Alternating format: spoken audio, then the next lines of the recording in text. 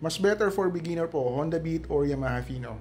Si Honda Beat, available pa siya ngayon. May version 3 na, nasa 74,000 ata yung premium, tapos around 71,900 yung base model. Si Yamaha Fino, alam ko hindi na available dito. Mabibili mo na lang siya ngayon, second hand. Kahit anong piliin mo dyan sa dalawa na yan, beginner friendly yan, kaya hindi ka magsisisi kung may hirapan kang gamitin o hindi. Pareho silang mababa yung seat height, makitid yung upuan, tapos magaan lang, kaya madaling gamitin. Pero since learner bike mo yan, I do suggest na kunin mo yung mas mura. Ibig sabihin, kunin mo yung second hand, kagaya nung Fino, kasi wala ka na makukuha na brand new yan. Kasi kung yung Fino kukunin mo at magkaroon ka ng aberya, mas mura ang pyesa. Hindi ka manghihinayang kasi hindi siya brand new. Pwede ka rin naman kumuha ng second hand na Honda Beat, pareho lang naman yan. Ma-aksidente man, wag naman sana.